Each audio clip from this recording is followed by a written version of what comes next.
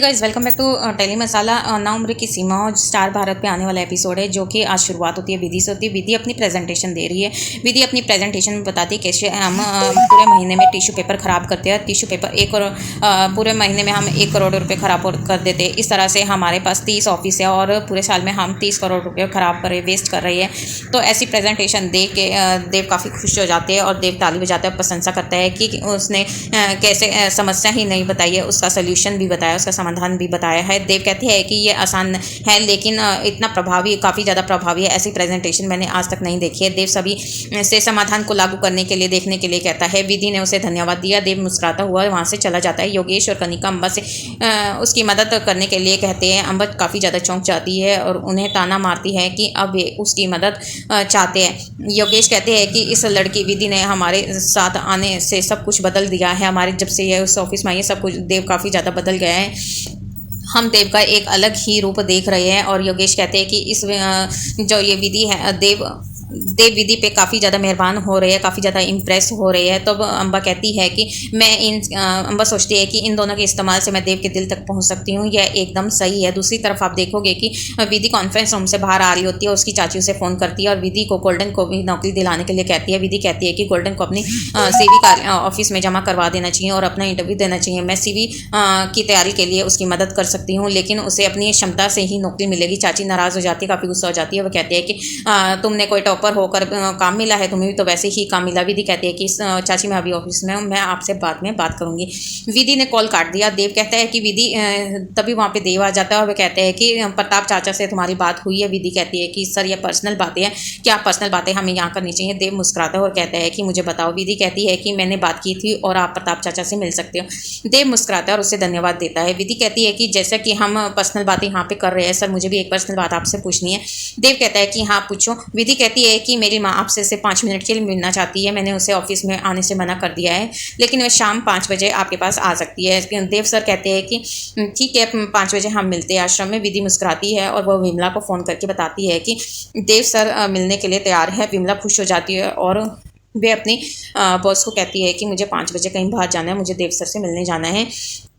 तो वहाँ से वो फ्री हो जाती है। बाद में अम्बा ऑफिस के लिए जो रिनोवेशन का काम होना है उसके प्रपोजल विधि के पास लेकर आती है। विधि उसे बैठने के लिए कहती है और चिंतित हो जाती है। विधि को याद है कि देव ने उसे प्रस्तावों के लिए जो प्रपोजल है उसके लिए फाइनेंशियल मंजूरी नहीं देने के बारे में कहा था। सिर्फ इसलिए बताया क्योंकि कुछ लोग अपनी पोजीशन का फ़ायदा उठाते हैं। तुम उससे ऊपर उठ के ही इस प्रपोजल को साइन करना, अप्रूव करना। और कार्यकाल के आसपास जब विधि प्रपोजल चेक कर रही होती है, वो ऑफिस में देखती है कि ऑफिस सब कुछ ठीक ठाक है और वो प्रपोजल को रिजेक्ट कर देती है।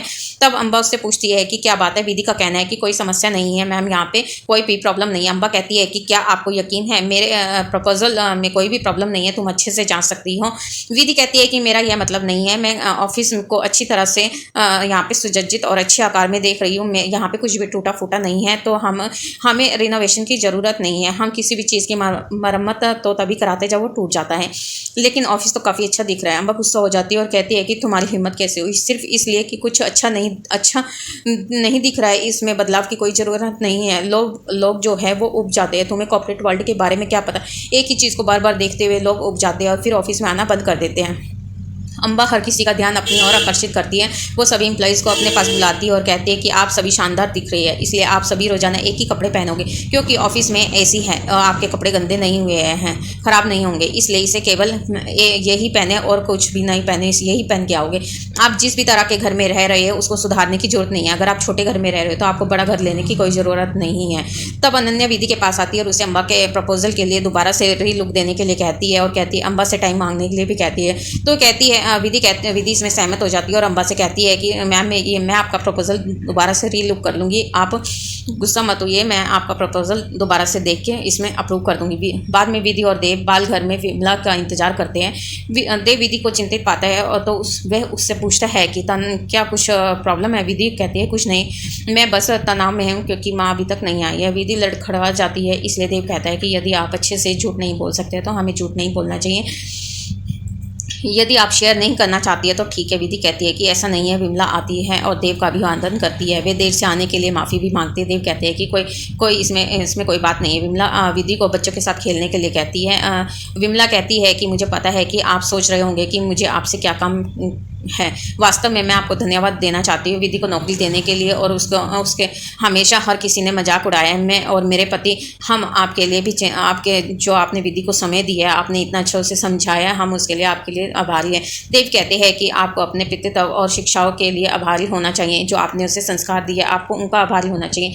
आपने विधि को सिखाया है, जिसने विधि को वास्तव में अच्छी तरह से आकार दिया है। विमला का कहना है कि मुझे नहीं पता कि इसमें कितना सच है। देव कहते हैं कि शिक्षा तब सिखाई जाती है जब कोई बच्चा अपने माता पिता को देखता है, और मैं आपको और हरिप्रसाद को इतने नीचे और नर्म देख सकता हूँ। उस दिन हरिप्रसाद ने मुझसे पैसे भी नहीं लिए। विमला ने धन्यवाद किया। विधि वहाँ आ जाती है, इसलिए वे छुट्टी लेते हैं, इसलिए वो वहाँ से चले जाते हैं।